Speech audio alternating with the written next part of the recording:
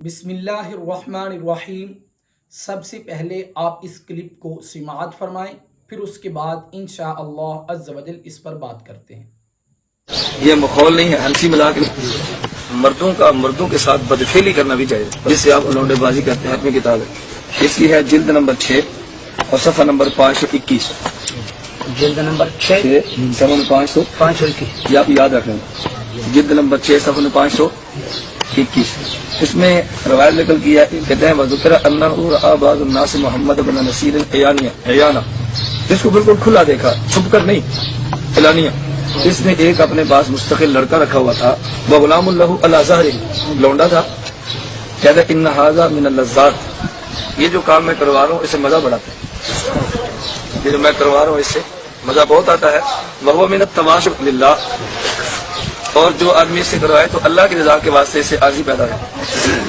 وترک التجبر، اس سے انسان کی عقل ختم ہو جاتی ہے۔ تجبر کا معنی کہ اس کی آدمی کی عقل ختم ہو جاتی ہے۔ نمبر 1 اس سے عاجزی پیدا ہوتی ہے، نمبر 2 اس سے تکبر ختم ہوتا ہے۔ دلائل آپ سامنے آ گئے ہیں، اس لیے ہمارا حق یہ بنتا ہے اپنے عقائد کو سمجھیں، اپنے عقائد کو یاد کریں۔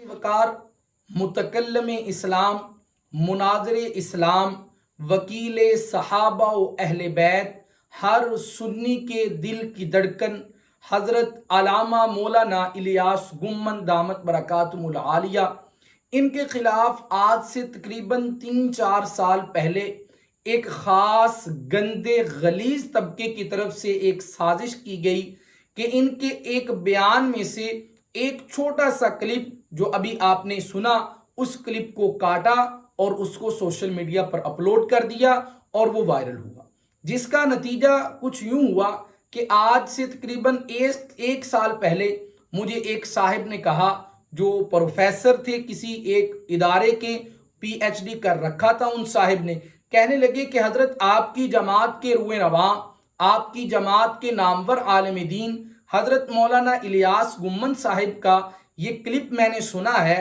کہ وہ کہہ رہے ہیں کہ ہم جنس پرستی جو ہے وہ جائز ہے، اس میں کسی قسم کی کوئی قباحت نہیں۔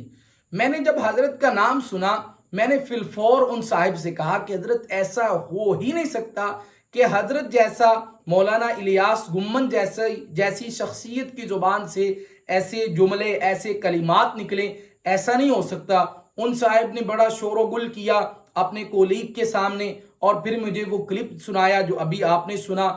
میں نے کہا حضرت یہ کلپ کاٹا گیا ہے، اس کلپ کے پیچھے ایک کہانی ہے، وہ کچھ یوں ہے کہ حضرت کسی ایک خاص گندے غلیظ طبقے کی طرف سے ان کی کتاب میں سے یہ بات نقل کر رہے ہیں، اور یہ کلپ چونکہ کاٹا گیا ہے یوں لگ رہا ہے کہ حضرت کہہ رہے ہیں، حالانکہ یہ جملے، یہ کلمات حضرت کے نہیں ہیں بلکہ حضرت نقل کر رہے ہیں، حضرت ناقل ہیں، وہ کسی کتاب کی طرف سے اس بات کو بیان کر رہے ہیں۔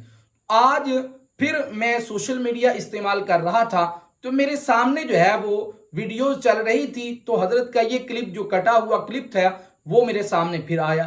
میں نے اس کے کامنٹ سیکشن کو کھول کر دیکھا، اس میں الحمدللہ 80 to 90% لوگ جو ہے وہ حضرت کا دفاع کرتے ہوئے نظر آئے، لیکن 10% 20% ایسے لوگ بھی تھے جو ایک خاص گندے غلیظ طبقے کے ساتھ جن کا تعلق ہے، وہ حضرت پر جو ہے وہ طرح طرح سے بکواسات کر رہے تھے۔ میں نے ضروری سمجھا کہ جو اس کا اصل ویڈیو کلپ ہے، جو جس میں سے اس کلپ کو کاٹا گیا ہے، وہ لوگوں تک پہنچایا جائے۔ میں نے اس کو نکالا اور میں اب آپ کے سامنے اس کلپ کو چلانے لگا ہوں، لیکن اس سے پہلے میری آپ احباب سے گزارش ہے کہ اب آپ کی ذمہ داری ہے کہ اس کلپ کو آپ دوسرے لوگوں تک پہنچائیں، تاکہ وہ لوگ جن تک یہ ادھورا کلپ جو ہے وہ چلایا جا رہا ہے، پہنچایا جا رہا ہے، ان کے دل میں کسی ایک بہت ہی بڑے عالم دین کے بارے میں کوئی بغض نہ آ جائے، عناد نہ آ جائے، ان کے دل میں جو ہے وہ حضرت کے بارے میں کوئی اس طرح کی بات نہ آ جائے جو ان کے لیے جو ہے وہ اچھی بات نہیں ہے۔ آپ سے گزارش ہے کہ آپ اس کلپ کو سماعت فرمائیے، اور اللہ تبارک و تعالی سے دعا ہے کہ اللہ تبارک و تعالی ہم سب کو شرور و فتن سے، حاسدین کے حسد سے ہماری حفاظت فرمائے، اور خاص طور پر ہمارے اکابر علماء اسلام کی، علماء دیوبند کی اللہ تبارک و تعالی حفاظت فرمائے۔ آپ اس کلپ کو سماعت فرمائیے۔ مفتی صاحب نے ماشاءاللہ تفصیلاً اپنے دلائل آپ کے سامنے دکھا دیے ہیں اور سنا بھی دیے. ایک حوالہ میں آپ کے سامنے رکھنے لگا ہوں ایک بات آپ کو سمجھانے کے لیے. جیسے مفتی صاحب فرما رہے تھے دنیا میں یہ شیعہ اتنا گندا مذہب ہے, اللہ تعالیٰ حفاظت فرمائے. ہم سب زنا کو حرام کہتے ہیں. شیعہ زنا کا نام زنا نہیں رکھتا بلکہ توبہ رکھتا ہے. یہ زنا کے بھی حلال ہونے کا قائل ہے, نام اس کا بتا رکھتا ہے. اور اس سے اگلی گندی حرکت کہ شیعہ مذہب میں مردوں کا مردوں کے ساتھ بدفعلی کرنا بھی جائز ہے. جس سے آپ لونڈے بازی کہتے ہیں, لواطت کہتے ہیں, حرام بازی کہتے ہیں. شیعہ اس کا بھی خیال ہے. دیکھیں میرے ہاتھ میں کتاب ہے, اس کتاب میں اختیار و معرفت الرجال, مشہور اس کا نام ہے رجال کشی. رجال کشی یہ دیکھ رہے ہیں, جی دیکھ رہے ہیں. اس کی ہے جلد نمبر 6 اور صفحہ نمبر 521. جلد نمبر 6 صفحہ نمبر 521. یہ آپ یاد رکھ رہے ہیں. رجال کشی جلد نمبر 6 صفحہ نمبر 521. اس میں روایت نقل کی ہے ان کے ایک بہت بڑے شیعہ کے بارے میں جس کا نام تھا محمد بن نصیر نبیری. یہ اتنا بڑا حرامی قسم کا انسان تھا. کہتے ہیں وذکر انہ رأى بعض الناس محمد بن نصیر عیانہ. اس کو بالکل کھلا دیکھا, چھپ کر نہیں, اعلانیہ. اس نے ایک اپنے پاس مستقل لڑکا رکھا ہوا تھا بدفعلی کروانے کے لیے. وہ غلام اللہ علی ظہرہ, لونڈا تھا, اس لونڈے سے بدفعلی کرا رہا تھا. وَأَنَّهُ آتَبُ عَلَى ذَلِكَ, کسی نے کہا گندے انسان تو کیسا گندا آدمی, اتنی گندی حرکتیں کرتا ہے. اس نے جواب دیا, کہتا ہے ان ھذا من اللذات, یہ جو کام میں کروا رہا ہوں اس سے مزہ بڑھاتا ہے. یہ جو میں کروا رہا ہوں اس سے مزہ بہت آتا ہے. وَهُوَ مِنَ التَّوَاضُعِ لِلَّهِ, اور جو آدمی اس سے کروائے تو اللہ کی رضا کے واسطے اس سے عارضی پیدا ہو جائے. مذہب ہوا نا, یہ مذہب بتا کہ تجبر, اس سے انسان کی عقل ختم ہو جاتی ہے.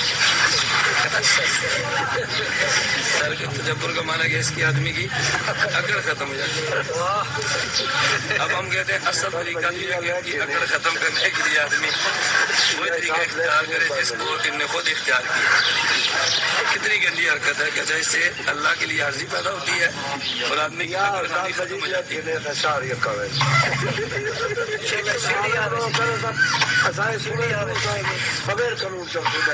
بات سمجھ گیا, توجہ رکھو.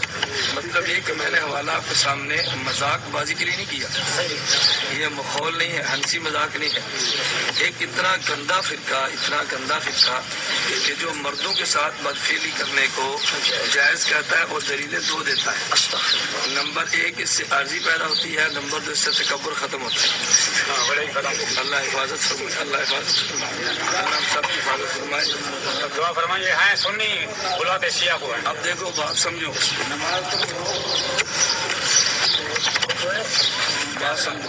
دلائل آپ کے سامنے آ گئے ہیں, اس لیے ہمارا حق یہ بنتا ہے اپنے عقائد کو سمجھیں, اپنے عقائد کو یاد کریں اور اپنے عقائد کی حفاظت کریں. اس کے لیے اپنی بھی حفاظت کریں, اپنی اولاد کی بھی, اپنے رشتہ داروں کی بھی حفاظت کریں. اور حفاظت کے 2 طریقے ہیں یہ آپ نے اختیار کرنے. نمبر 1 اپنے علماء سے تعلق رکھیں اور نمبر 2 ان بدبختوں سے علیحدگی کا اظہار کریں. نہ ان کے نکاح میں جائیں, نہ ان کو اپنے نکاح میں بلائیں, نہ ان کا جنازہ پڑھیں, نہ ان کو اپنا جنازہ پڑھیں, نہ ان کا بیمار ہو اس کی بیمار پرسی کریں, نہ اپنے بیمار کی ان کو بیمار پرسی کرنے دیں, نہ ان کو اپنا یار بنائیں, نہ ان کے ساتھ جاری لگائیں. بس ان سے علیحدگی اختیار کرو, دنیا میں بھی علیحدگی اختیار کرو. اللہ پاک نے آخرت میں تو علیحدہ ویسے ہی کر دینا. ایسا نہ ہو کہ دنیا میں ان کا ساتھ دے تو قیامت میں اللہ ان کے ساتھ کھڑا کر دے. یہ اللہ کے دشمن, اللہ کے نبی کے دشمن, نبی کے صحابہ کے دشمن, قرآن کے دشمن اور ان کے ماننے والوں کے دشمن. تو دشمنوں کے صف میں اچھا لگتا ہے, دوست دشمن کی صفوں میں اچھا نہیں لگتا. دوستوں اور دشمنوں کو پہچانو اور اللہ ہم سب کو اللہ کے ولیوں کے ساتھ, اللہ کے دوستوں کے ساتھ محبت رکھنے کی توفیق عطا فرمائے اور اللہ کے دشمنوں سے ہمیں بیزار رہنے کی اللہ توفیق عطا فرمائے. اللہ ہم سب کا خاتمہ بالایمان فرما دے. ہر صحابی نبی کا دیوان